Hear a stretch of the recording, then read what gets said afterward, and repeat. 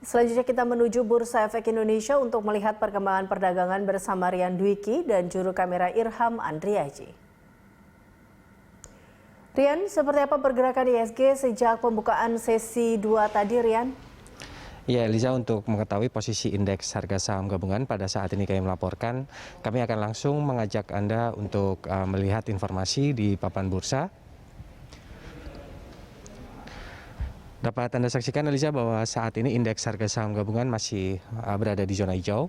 Saat ini mengalami kenaikan sebesar 0,45% atau 22,66 basis poin di level 5.054,94 dengan volume perdagangan sudah mencapai lebih dari 6,9 miliar lembar saham dengan nilai transaksi mencapai lebih dari 4,9 triliun rupiah dan frekuensi perdagangan ini sudah mencapai lebih dari 527 ribu kali transaksi.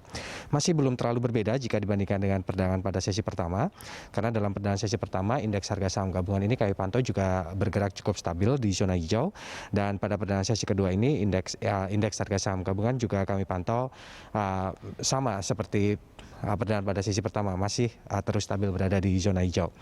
Di mana pada pembukaan perdagangan sesi pertama tadi, indeks harga saham gabungan ini dibuka menguat di sebesar 0,61% atau 30,68 basis poin di level 5.061,93, dan pada penutupan perdagangan sesi pertama indeks juga masih ditutup di zona hijau. Pada penutupan perdagangan sesi pertama tadi indeks ditutup menguat sebesar 0,25% atau 12,49 basis poin di level 5.043,75, dan pada pembukaan perdagangan sesi kedua indeks juga masih dibuka di zona hijau. Pada pembukaan perdagangan sesi kedua tadi indeks dibuka menguat sebesar 0,28% atau 14,34 basis poin di level 5.045,59, dan sepanjang perdagangan hari ini indeks harga saham gabungan ini kami pantau bergerak di rentang 5.031,26 hingga level yang paling tinggi di level 5.075,1.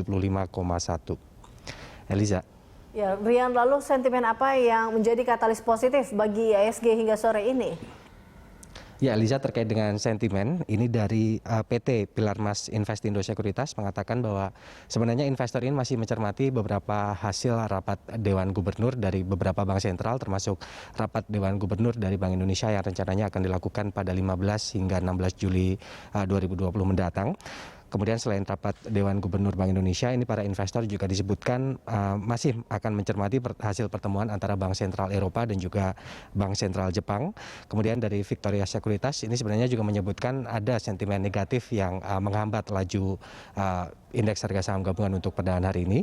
Seperti misalnya adalah sentimen negatif ini datang dari pertambahan jumlah kasus positif COVID-19 yang semakin bertambah di beberapa negara, di mana ini juga menimbulkan kekhawatiran untuk para investor karena kenaikan jumlah angka positif COVID-19 ini berpotensi untuk adanya pembatasan aktivitas kembali dan juga perlambatan pemulihan ekonomi.